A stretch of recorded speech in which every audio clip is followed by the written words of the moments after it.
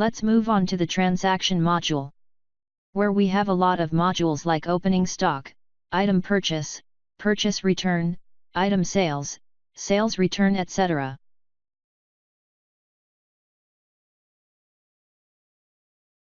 Now let's check out the purchase-related transactions. Let's move on to the opening stock module. This module is used to manage the opening stock of the items. There we can add the opening stock in this module by click on the New button. We can select the code, date, location, and currency from the top portion of the module. Now let's check how to add item in the module. To add items, user has to double-click on the item name field, that will pop up the Find Item page. From there user can select the item. User can select the UOM, quantity, manufacturing date, expiry date, etc. of the item.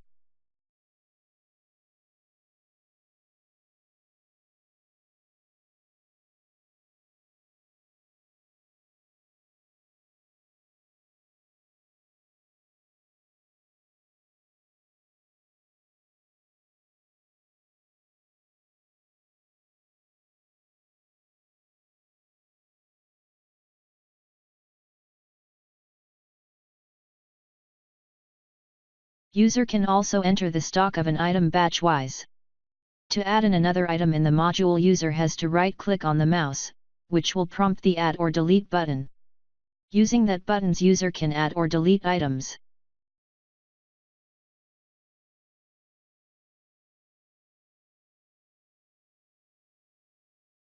We have the price update and alternative sale rate checkbox at the top. We can use the price update checkbox to update the sales rate and cost price in the item master, with respect to the change of the price in this module. Alternative sale rate checkbox can be used to update the price in the alternate unit section with respect to the change of price in opening stock module. We can save the entry by click on the Save button. Click on the Save button will pop up a dialog box asking that do you want to print the entry. Click on the Yes button will print the entry.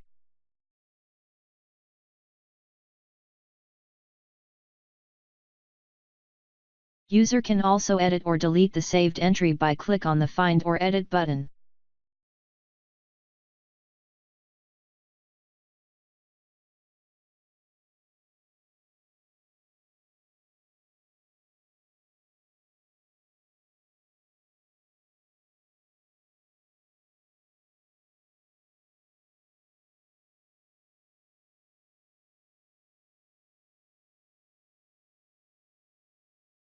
Now let's move on to the purchase order module. The purchase order module is used to manage the purchase order invoices. We can select the order number, order date, and delivered date from the top portion of the purchase order module by click on the New button. Here the user can also set the order status from the list box.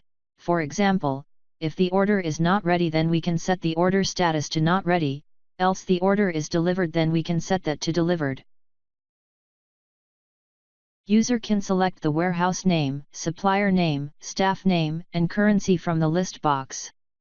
There is a blue button placed besides the supplier field can be used to enter supplier right away from this module. Now let's check how to add items into purchase order module. To add items, user has to double-click on the item name field, that will pop up the Find Item page. From there user can select the item. User can select the UOM, quantity, free quantity, discount, etc. To add in another item in the module, user has to right-click on the mouse, which will prompt Add or Delete button. Using that buttons, user can add or delete items.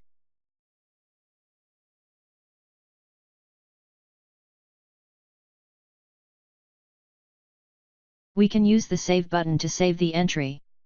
Click on the Save button will pop up a dialog box asking that do you want to print the entry. Click on the Yes button will print the entry. User can also edit or delete the saved entry by click on the Find or Edit button.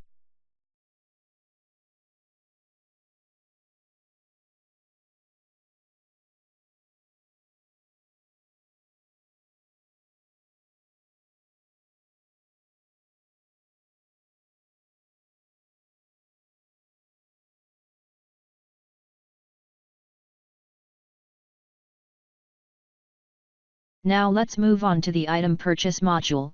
We are already discussed about item purchase module in previous module. The link for that video will be in the description box, please do check it. Now let's move on to the purchase return module, which is used to manage return of the purchased items.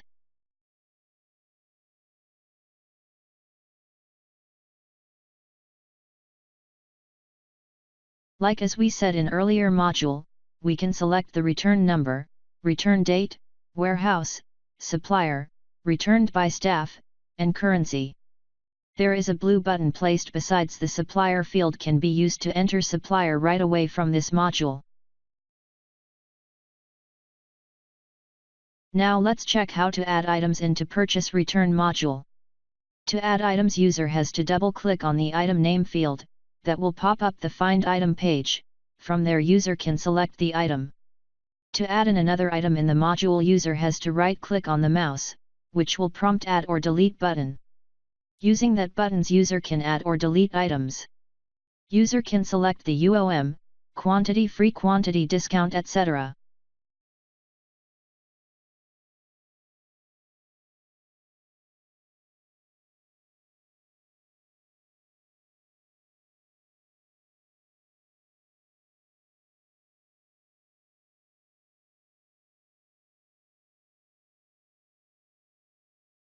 User can use the after tax button to give discount like as we discussed in item purchase module.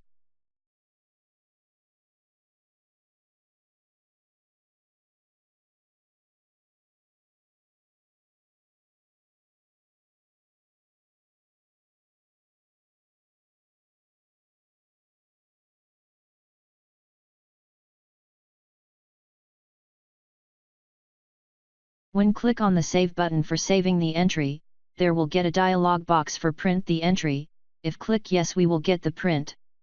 We can use the find or edit button to edit or delete the existing entry.